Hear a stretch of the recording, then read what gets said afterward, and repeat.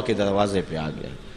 تو اس لیے قیامت سے قبل توبہ کا دروازہ کھلا ہوا ہے، لیکن 40 سال قبل توبہ کا دروازہ بند ہوگا، سورج مغرب سے طلوع ہوگا.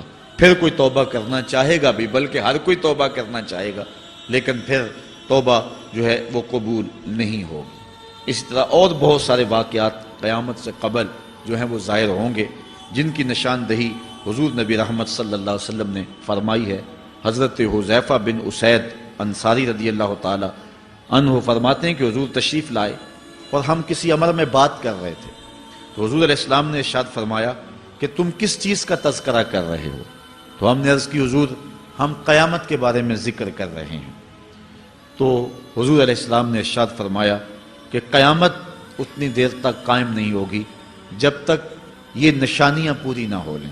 ان میں سے ایک حضور نے دھوئیں کا ذکر فرمایا، دوسرا دجال کا تذکرہ کیا، تیسرا دابت الارض یعنی یاجوج اور ماجوج کا تذکرہ کیا کہ وہ نکلیں گے.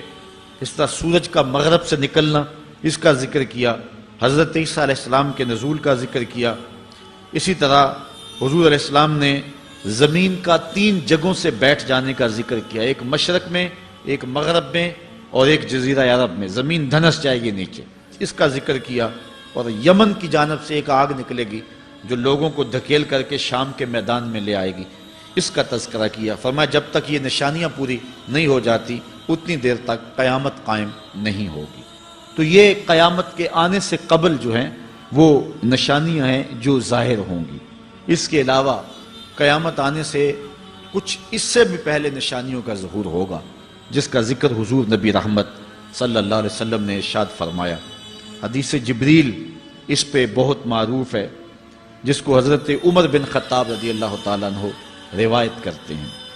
آقا کریم علیہ السلام کی خدمت میں کہتے ہیں ہم حاضر تھے کہ ایک شخص آیا کہ جس کے سیاہ کالے بال تھے اور سفید رنگ کا اس نے لباس پہنا ہوا تھا. اہل مدینہ سے وہ تھا نہیں، اور اس کے چہرے پر، لباس پر، بشرے پر آثار سفر بھی ظاہر نہیں تھے. اگر مقامی ہوتا تو ہم جانتے ہوتے، اور اگر باہر سے آیا ہوتا تو اس کے چہرے پر، لباس پر جو ہے وہ سفر کے آثار ہوتے. اس زمانے میں اس طرح کے سفر تو نہیں تھے آسانی اور سہولت والے، تو جو بھی سفر کر کے دور سے آتا تو اس کا چہرہ بتاتا یہ مسافر ہے. تو کہا مسافر لگتا نہیں تھا اور اہل مدینہ سے تھا نہیں.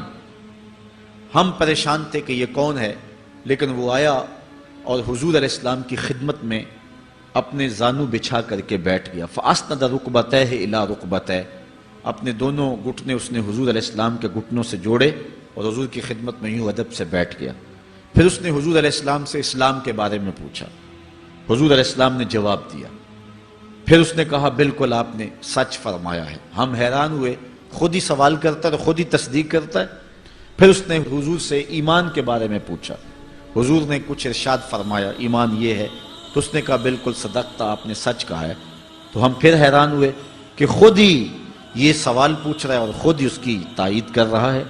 پھر اس نے احسان کے بارے میں پوچھا، تو حضور علیہ السلام نے اس کو جواب دیا کہ احسان یہ ہے کہ اللہ کی عبادت اس طرح کرے کہ تو اسے دیکھ رہا ہے، اور اگر یہ کیفیت نہیں ہے تو کم از کم یہ کیفیت پیدا کر لے کہ وہ تجھے دیکھ رہا ہے. اس نے کہا آپ نے سچ کہا. پھر اس کے بعد اس نے کہا مجھے اب قیامت کے بارے میں بتائیں.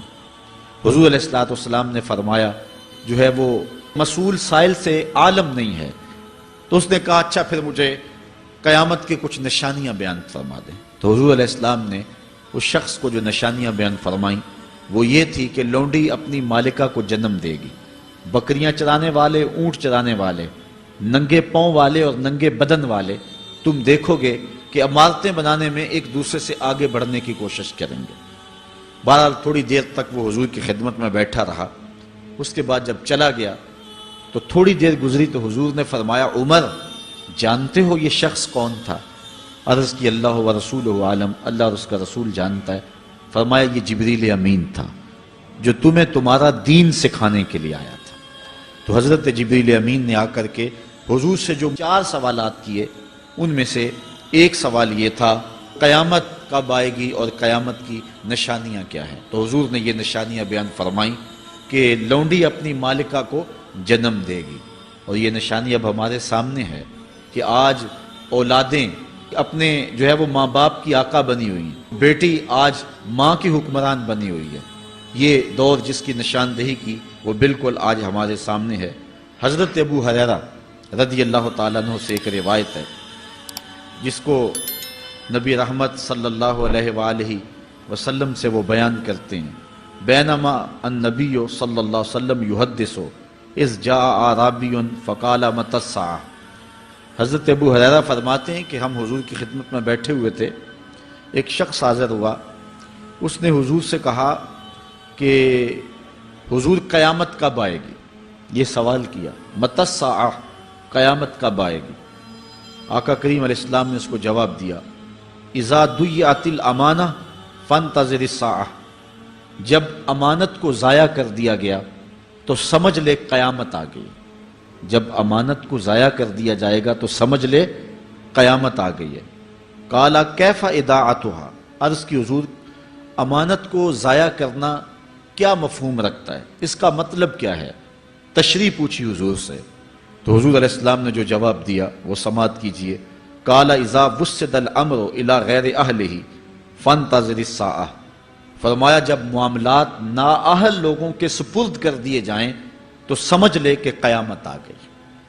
جب مسندوں کے اوپر مسندوں کے حقدار نہیں ہوں گے، جب زاغوں کے تصرف میں عقابوں کا نشیمن آ جائے گا، جب تخت و تاج کے مالک غدار، بے دین اور نااہل لوگ ہوں گے، جب تخت و تاج کی حکمرانی اور مسلح و امامت کے مسند کے اوپر بیٹھنے والے بھی نااہل ہوں گے، تو پھر سمجھ لینا کہ قیامت جو ہے وہ ظاہر ہو رہی ہے، اور قیامت کا پھر انتظار کرنا۔ آج جس زمانے سے ہم گزر رہے ہیں، ہم ذرا نظر اٹھا کر کے دیکھیں تو جس بھی منصب پر ہم کسی شخص کو دیکھتے ہیں، الا ماشاءاللہ کثیر تعداد یہی ہے کہ نااہل لوگ جو ہیں وہ عالی مرتبت مناصب کے اوپر بیٹھے ہوئے ہیں، جو کہ ان کے حقوق کو اور ان کے انتظام کو بھی نہیں جانتے، جو اس مسند کے تقاضوں سے بھی آگاہ نہیں ہیں، وہ بھی اس مسند کے اوپر بیٹھے ہوئے ہیں۔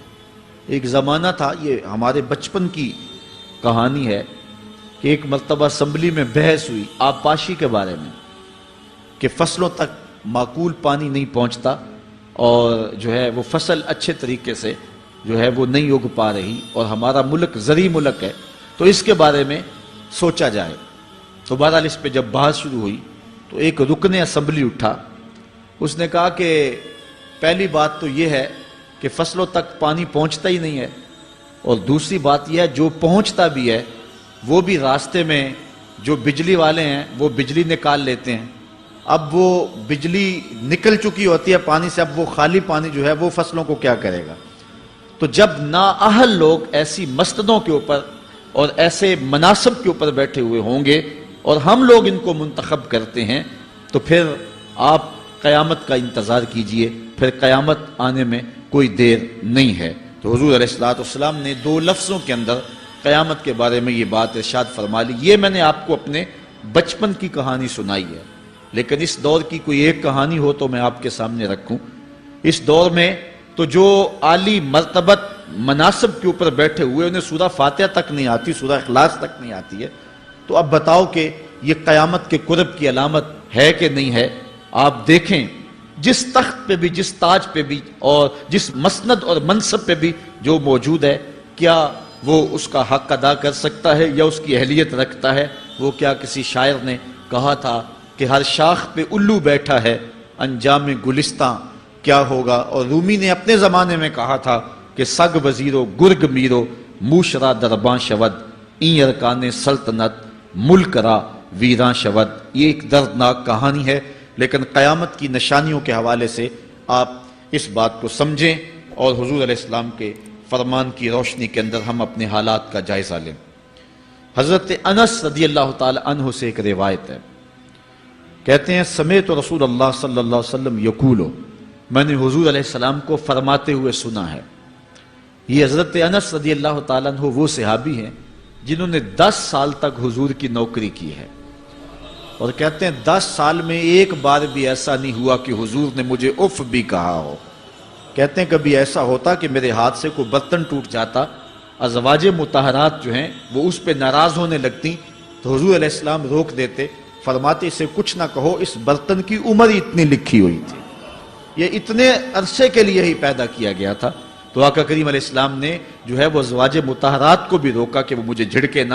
خدمت رسول اللہ صلی اللہ علیہ وآلہ وسلم 10 سنین، میں نے پورے 10 سال حضور کی نوکری کی ہے۔ بلکہ جب آپ کہیں گے کہ حضور کے خادم کا نام کیا ہے، سارے صحابی حضور کے خادم ہیں، لیکن نام حضرت انس رضی اللہ تعالی عنہ کا آئے گا، یہ حضور علیہ السلام کے خادم خاص ہیں، اور حضور سے بہت ساری باتیں انہوں نے سنی ہیں۔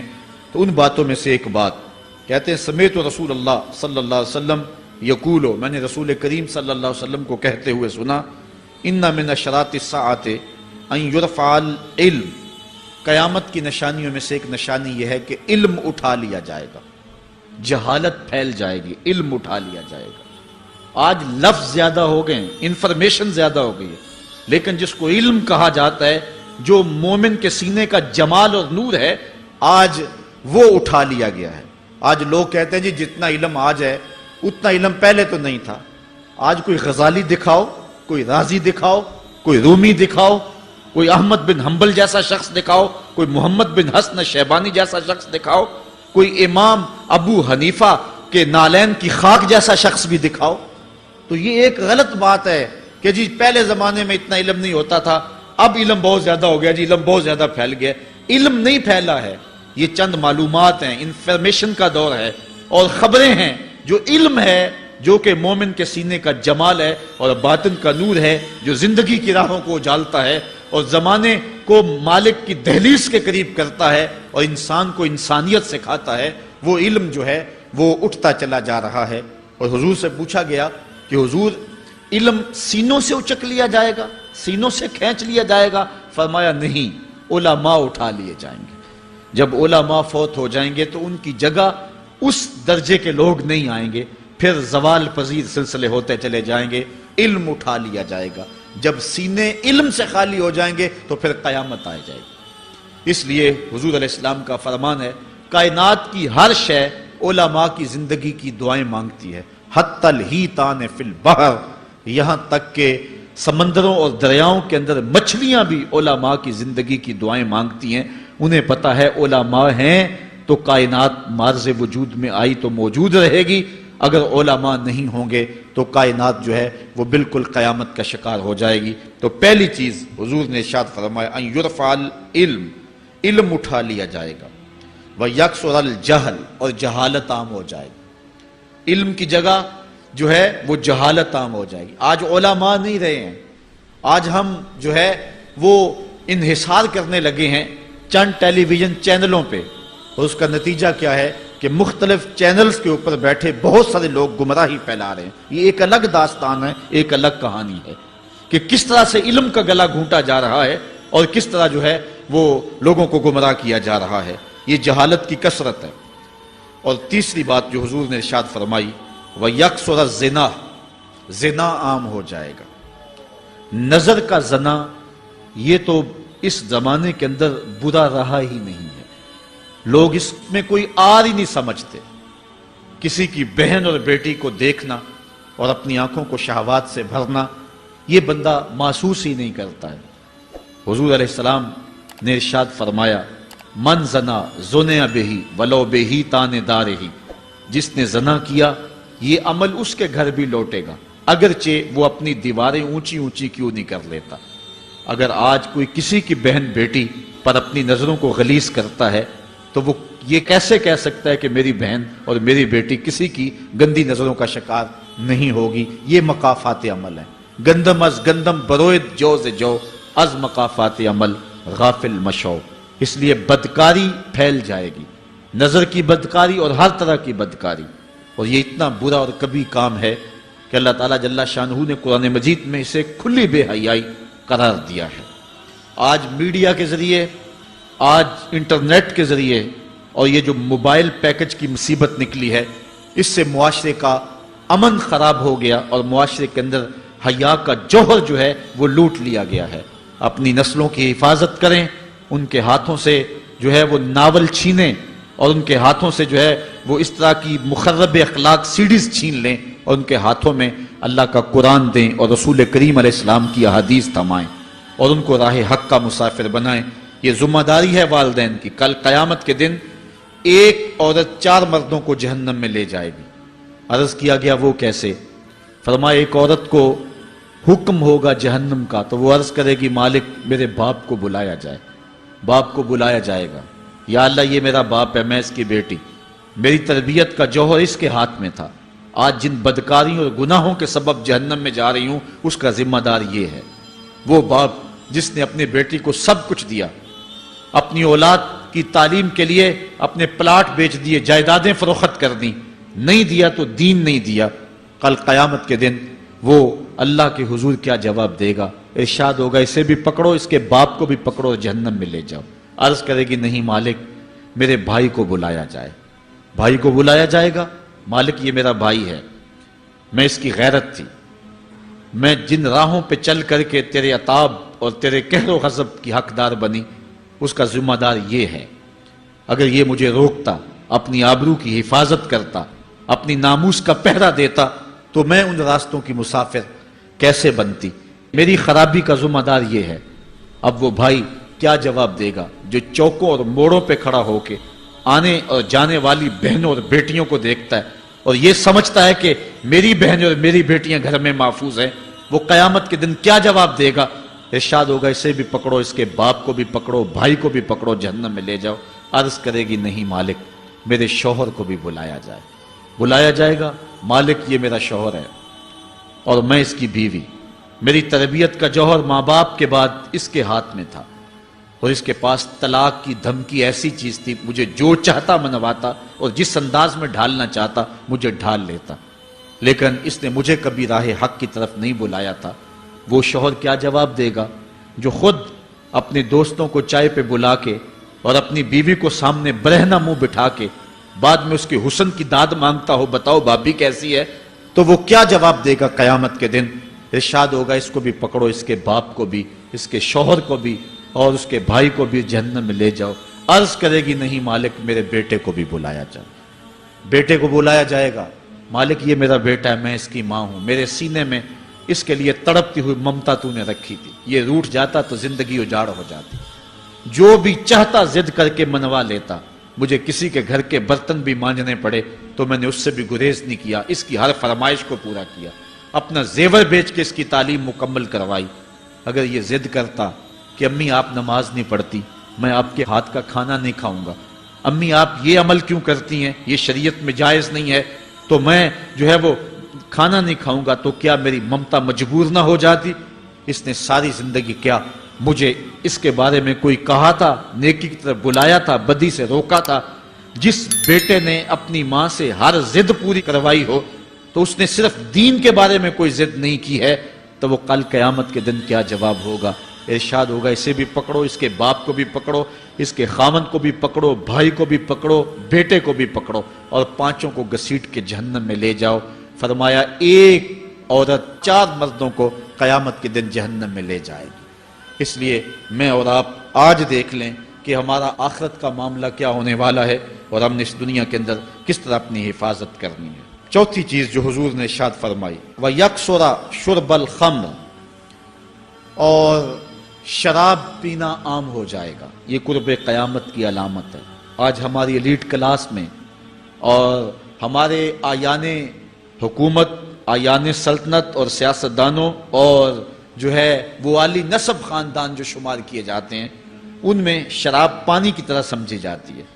اور آج ہمارے ملک کے اندر جو ہے وہ کتنے شراب خانے موجود ہیں اور کتنے ٹنوں کے حساب سے جو ہے وہ بیرون ملک سے شراب درآمد کی جاتی ہے. یہ قرب قیامت کی نشانی ہے کہ شراب عام ہو جائے گی.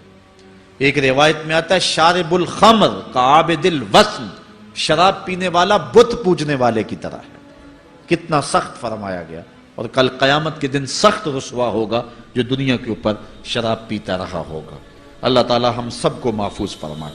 وَيَكِلَّ الرِّجَالِ وَيَكْثُرُ النِّسَاء، اور ایک نشانی حضور نے یہ ارشاد فرمائی کہ مرد تھوڑے ہو جائیں گے اور عورتیں زیادہ ہو جائیں گی. ایک تو عورتوں کی افزائش زیادہ ہوگی اور دوسری بات مختلف ہنگاموں میں، حادثات میں اور جنگوں میں مرد قتل کر دیے جائیں گے اور عورتیں زیادہ ہو جائیں گی، یہاں تک کہ حضور نے فرمایا حتی یکونا لخمسین امراتن القیم الواحد، یہاں تک کہ 50 عورتوں کا ایک مرد منتظم ہوگا۔ 50 عورتیں ہوں گی اور کمانے والا صرف ایک مرد ہوگا۔ یہ قرب قیامت کے حالات ہیں جو حضور نے بیان کیے۔ حالات اس طرف بڑھ رہے ہیں اور ایک وقت وہ آنے والا ہے کہ بالکل جو حضور نے فرمایا وہ چیزیں سامنے آئیں گی۔ حضرت ابو سعید خدری رضی اللہ تعالی عنہ سے ایک روایت سنیے۔ حضور نے ارشاد فرمایا مجھے قسم ہے اس رب کی جس کے قبضے میں میری جان ہے، اتنی دیر تک قیامت نہیں آئے گی، یہ وقت بھی آئے گا کہ جانور انسان سے باتیں کریں گے، انسان ان کی بولی سمجھے گا اور وہ ان سے باتیں کریں گے۔ وَحَتَّى تُكَلِّمَ الرَّجُلَ عَذْبَةُ صَوْتِهِ، اور اس کے کوڑے کی جو رسی ہے، اس کا جو پھندنا ہے، وہ بھی انسان سے باتیں کرے گا۔ وَالشِّرَاكُ نَالِهِ، اور اس کے جوتے کا تسمہ بھی اس سے بات کرے گا۔ یخبر فاخذہ بما احدث اہلہ بعدہ، اس کا گھٹنا اس کو بتا دے گا اس کے بعد میں اس کے گھر والوں نے جو باتیں کی۔ یہ حالات پیدا ہو جائیں گے۔ آج موبائل اور جدید ٹیکنالوجی آ رہی ہے تو اس بات کو سمجھنا مشکل نہیں ہے۔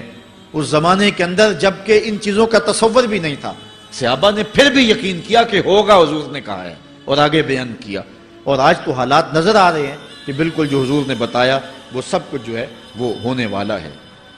حضرت ابو ہریرہ رضی اللہ تعالی عنہ سے ایک روایت ہے، یہ وہ صحابی ہیں جنہوں نے سب سے زیادہ حضور علیہ السلام کے فرامین امت تک پہنچائے ہیں، کثرت کے ساتھ حضور کی صحبت کا دور پایا اور اصحاب صفہ میں سے تھے، زندگی کا ایک ایک لمحہ حضور کی قربت میں گزارا۔ حضرت ابو ہریرہ رضی اللہ تعالیٰ عنہ فرماتے ہیں کہ رسول کریم صلی اللہ علیہ وسلم نے ارشاد فرمایا اذا اتخذ الفیء دیوالا، جب مال غنیمت کو، جب سرکاری خزانے کو اپنی ذاتی دولت سمجھا جائے گا، اس میں تصرف کیا جانے لگے گا، سرکاری خزانے میں لوگ جس طرح چاہیں گے تصرف کریں گے، ایک زمانہ آئے گا اور وہ دیکھ لو بالکل ہمارے سامنے۔ والامانۃ مغنما، اور امانت کو مال غنیمت سمجھا جائے گا، جس طرح غنیمت بندہ استعمال کرتا ہے وہ امانت کو اس طرح غنیمت سمجھے گا اور اس کو جو ہے وہ غصب کر جائے گا۔ والزکوٰۃ مغرما، اور زکوٰۃ کو ٹیکس سمجھے گا، مجبور ہو کے دے گا، وہ زکوٰۃ دینا چاہے گا ہی نہیں۔ اور آج کتنے لوگ ہیں جو زکوٰۃ نہیں دیتے؟ اگر لوگ صحیح طور پہ زکوٰۃ ادا کر دیں اور زکوٰۃ کے جو حقدار ہیں ان تک پہنچے تو پاکستان میں صرف 1-2 سالوں کے اندر غربت ختم ہو جائے۔ اتنی دولتیں ہیں لوگوں کے پاس، اتنی جائیدادیں ہیں لوگوں کے پاس۔ ایک تو سارے لوگ زکوٰۃ ادا نہیں کرتے، دوسرا یہ ہے حقداروں تک نہیں پہنچتی۔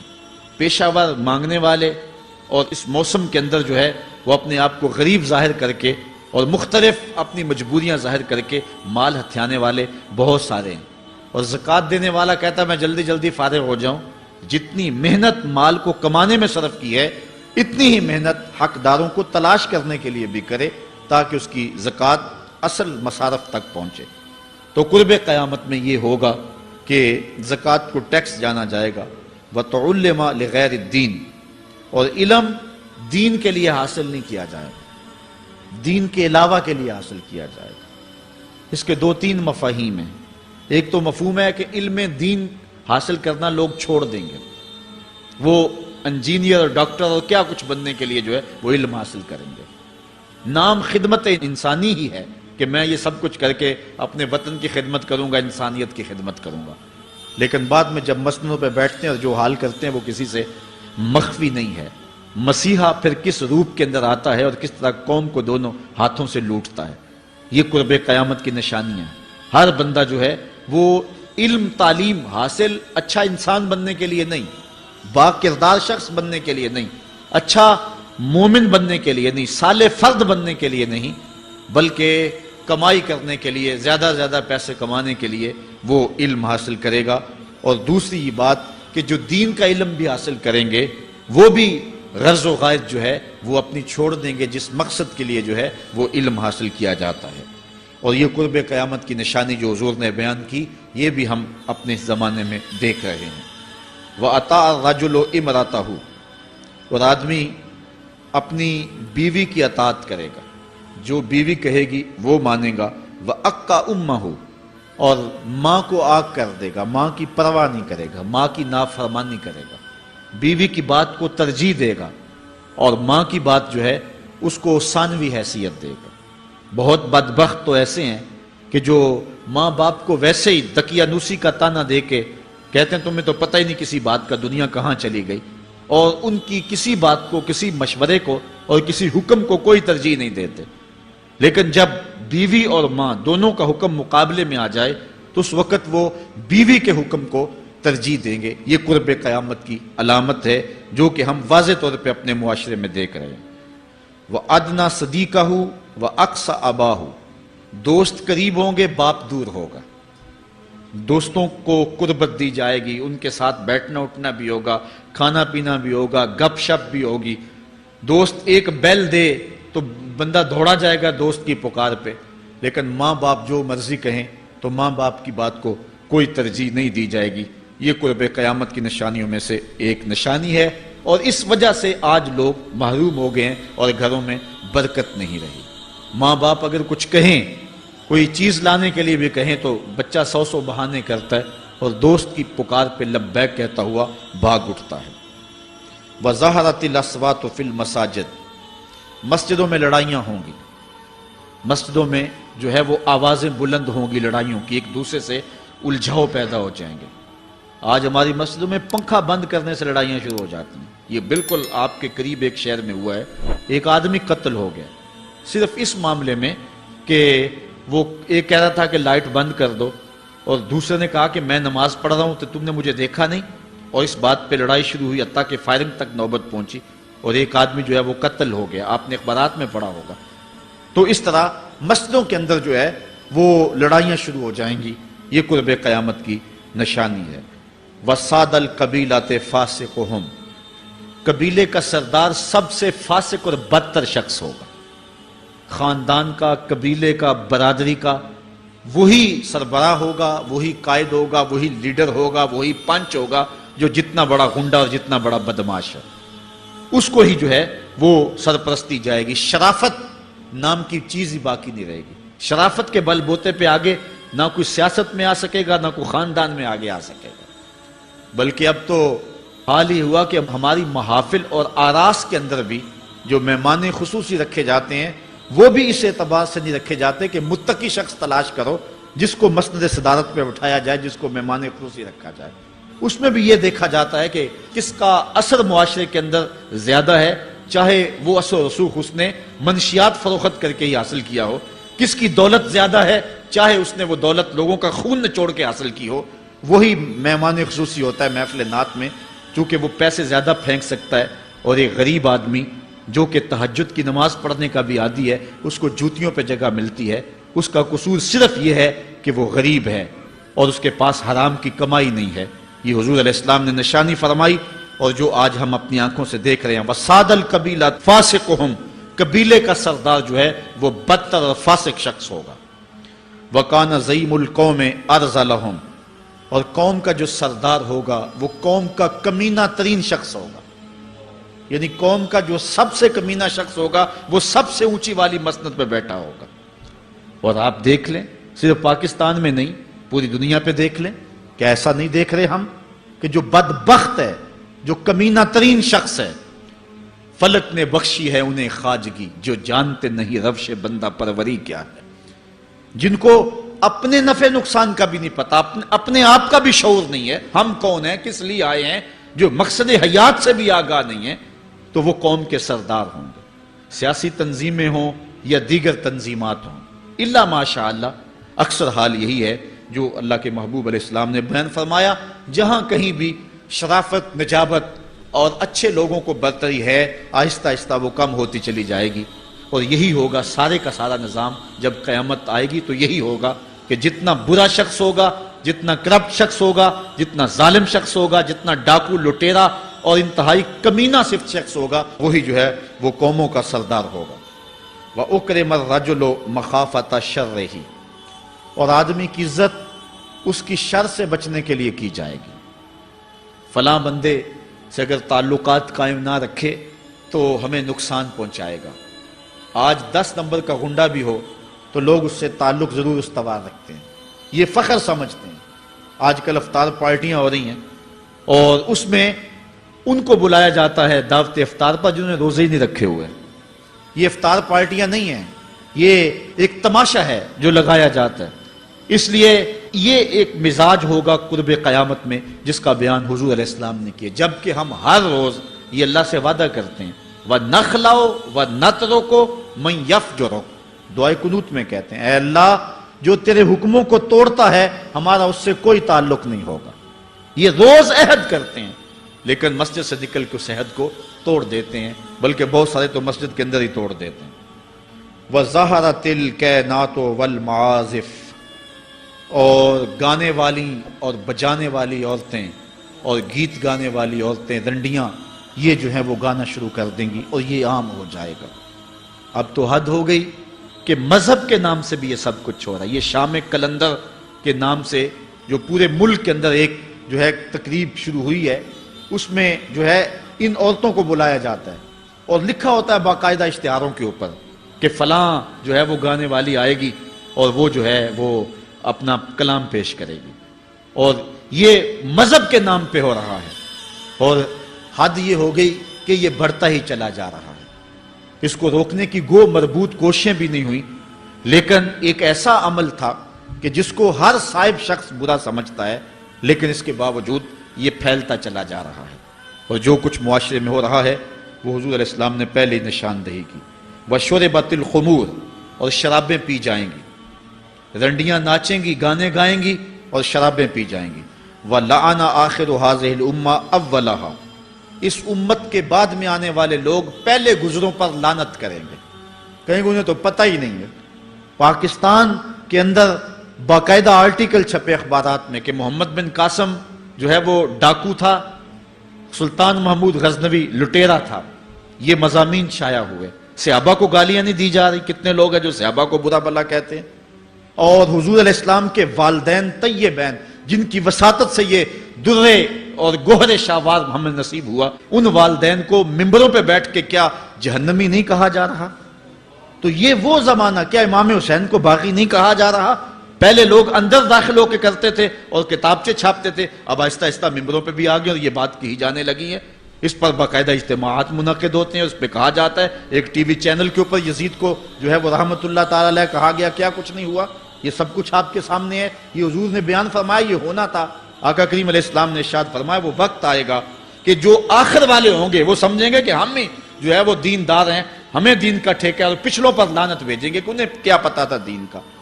آج پچھلوں کے عقائد پر حملے ہو رہے ہیں اور انہیں مشرک کہا جا رہا ہے۔ میں نے ایک دن کہا تھا یہ بڑے زور سے کہا جاتا ہے جو یا رسول اللہ کہے وہ مشرک ہو جاتا ہے۔ میں نے کہا دیکھو اس فتوے کا اثر کہاں تک جاتا ہے۔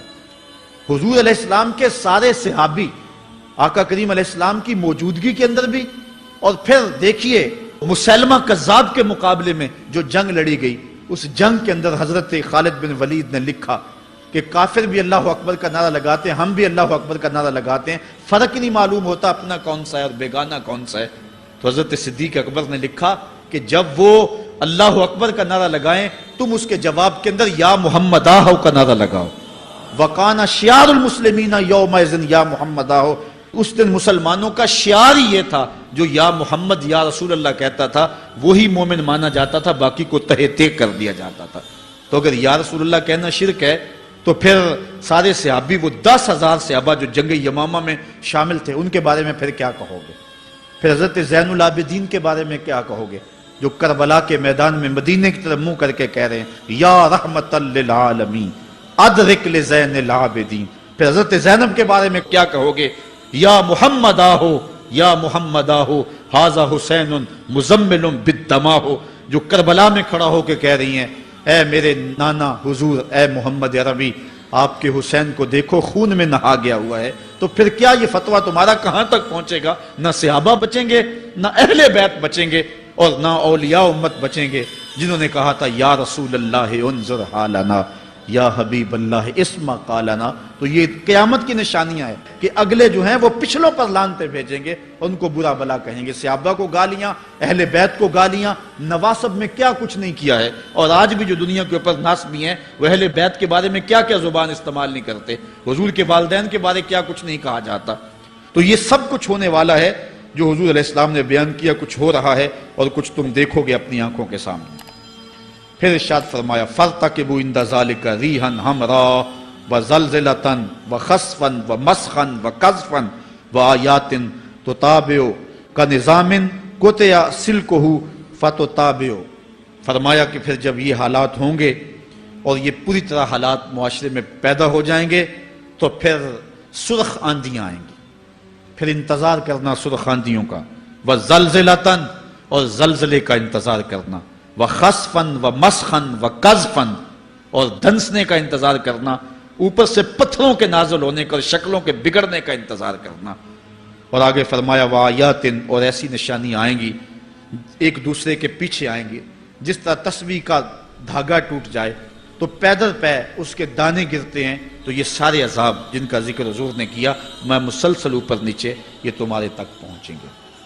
حضرت انس رضی اللہ تعالیٰ عنہ سے ایک اور روایت لیتے ہیں، حضور علیہ السلام نے ارشاد فرمایا لا تقوم الساعة حتى يتقارب الزمان فتكون السنة كالشهر والشهر كالجمعة وتكون الجمعة كاليوم ويكون اليوم كالساعة وتكون الساعة كالدرمة بالنار. فرمایا جب قیامت آئے گی اتنی دیر تک قائم نہیں ہو سکتی جب تک زمانے مختصر نہیں ہو جائیں گے، زمانے سمٹ نہیں جائیں گے، حتیٰ کہ سال مہینے جتنا ہو جائے گا، اور مہینہ ایک جمعۃ المبارک جتنا ہو جائے گا، اور ایک جمعہ ایک دن جتنا ہو جائے گا، اور ایک دن ایک گھڑی جیسا ہو جائے گا، اور ایک گھڑی ایسے ہوگی جس طرح آگ کا شعلہ جلایا اور وہ بجھ گیا. اور آج آپ دیکھ نہیں رہے کہ دن کتنی جلدی گزرتا. کسی زمانے میں ہم گرمیوں کی چھٹیاں کاٹتے تھے تو گزرتی نہیں ہوتی تھی گرمیوں کی چھٹیاں، لیکن آج آپ دیکھیں یہ دوپہر نہیں گزرتی ہوتی تھی. رمضان المبارک گرمیوں کے روزے جب ہمارے بچپن میں آئے تھے تو دوپہر نہیں گزرتی ہوتی تھی، لیکن آج وہی گرمیاں ہیں، لیکن ادھر سے سورج طلوع ہوتا ہے ادھر سے غروب ہو جاتا ہے. وقت سمٹ گئے، زمانے سمٹ گئے، اور یہ قرب قیامت کی نشانیاں ہیں. خرابی اتنی زیادہ ہوگی. حضور نے ارشاد فرمایا حضرت ابو ہریرہ سے ہے، آدمی گزرے گا اور ایک پرانی سی قبر دیکھے گا اور کہے گا وَيَقُولُ يَا لَيْتَنِي كُنْتُ مَكَانَ صَاحِبِ هَذَا الْقَبْرِ وَلَيْسَ بِهِ الدِّينُ إِلَّا الْبَلَاغُ. فرمایا انسان قبر کے قریب سے گزرے گا تو گزرتے ہوئے وہ ٹھنڈی آہ بھر کے کہے گا کاش کہ اس قبر کا مکین میں ہوتا.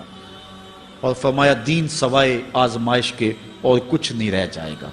یہ قرب قیامت کی وہ نشانیاں ہیں جو حضور علیہ السلام نے بیان کی. ایک اور نشانی حضور علیہ السلام نے بیان فرمائی کہ قرب قیامت کے اندر دین کا کام بھی درہم و دینار سے ہوگا. اس کے دو مفاہیم ہیں. ایک مفہوم تو یہ ہے کہ دین کا کام کرنے والے بھی پیسے ٹگے کے بغیر جو ہے وہ ایک قدم نہیں چلیں گے. کیا آج 2-3 لاکھ روپے نعت پڑھنے کے نعت خواں وصول ہم سے نہیں کر رہے؟ اور آج جو ہے وہ کیا دین کوڑیوں کے عوض بیچا نہیں جا رہا؟ آج گھر نکلنے سے قبل طے نہیں کیا جاتا کتنے اب دو گے، کتنے واپسی پہ دو گے اور کتنے اوپر نچھاور کرو گے؟ دین کیا کوڑیوں کے عوض اور پیسے کے عوض بیچا نہیں جا رہا؟ ایک اس کا مفہوم یہ ہے. اور دوسرا مفہوم اس کا یہ ہے قرب قیامت میں اگر کوئی دین کا کام کرنا بھی چاہے گا تو درہم و دینار کے بغیر نہیں ہو سکے گا. یعنی اس کو ضرورت ہوگی کہ میرے پاس مال ہو، حالات ہوں اور میں دین کا کام کروں. اگر اس کے پاس حالات نہیں ہوں گے تو دین کا کام اس کے لیے کرنا مشکل ہو جائے گا. جس طرح کسی زمانے میں علماء برگد کی چھاؤں میں بیٹھ کے اور لوگ ان کے پاس بھی آ گئے، کوئی وسائل کی ضرورت نہیں تھی، وہ پڑھا سکتے تھے، لوگ بیٹھ گئے. امام محمد بن حسن الشیبانی جب پڑھانے بیٹھے تو آپ کی مجلس میں جو لوگ آ کے سیکھتے تھے وہ تعداد ان کی تو بہت ساری تھی، لیکن جو باقاعدہ آپ کی باتوں کو لکھتے تھے وہ 4000 لوگ تھے. 4000 کلمے اور دواتیں حضرت امام محمد بن حسن شیبانی کی مجلس کے اندر پڑھی ہوا کرتی تھی. اور باقی جو لوگ تھے حضرت غوث اعظم سیدنا شیخ عبد القادر جیلانی علیہ رحمہ، آپ جب تشریف لائے ملا علی قاری نے نزہۃ الخاطر الفاتر فی مناقب شیخ عبد القادر میں لکھا ہے کہ آپ کی ایک ایک مجلس کے اندر 70 ہزار لوگوں کا اجتماع ہوا کرتا. آج تھوڑے لوگ اکٹھے ہو جائیں تو ہم خوش بھی ہوتے ہیں اور حیران بھی ہوتے ہیں، اتنے لوگ اکٹھے ہو گئے۔ میاں ضرورت ہے لوگوں کی کہ وہ دین سیکھیں، وہ جائیں ایسی مجالس کے اندر، لیکن لوگ سمٹ جائیں گے، نہیں جائیں گے۔ وسائل کی ضرورت ہوگی، وہ برگد کے درخت کے نیچے بیٹھ کر کے بھی لوگ جو ہیں وہ علم کا چراغ روشن کرتے تھے۔ جب لارڈ میکالے نے نصاب تعلیم مرتب کیا اور درس نظامی کو اور جو ہے عصری علوم کو الگ کر دیا، تو یہ علماء ہی تھے کہ جنہوں نے برگد کے درخت کے نیچے، پیپل کے درخت کے نیچے بیٹھ کر کے علم کے چراغ کو روشن رکھا۔ لیکن آج اگر تم ایسا کرنا چاہو گے تو کیا ممکن ہوگا کہ اس چراغ کو تم روشن رکھ لو؟ آج وسائل کی بہر صورت ضرورت ہے، اور آج سے صدیوں قبل علماء نے یہ فتویٰ دیا تھا کہ صدقہ کرنا، زکوٰۃ ادا کرنا یا دیگر امور خیر میں خرچ کرنا بڑا نیکی کا کام ہے، لیکن سب سے بڑا نیکی کا کام اس دور کے اندر آج سے قبل علماء نے فتویٰ دیا تھا کہ دین کے طالب علموں پہ خرچ کرنا ہے۔ ان پہ اگر خرچ کریں گے تو یہ وہ ایک ایسا موقع ہے کہ جس سے آپ جو ہے وہ حقدار تک حق بھی پہنچا لیں گے اور اس سے دین کو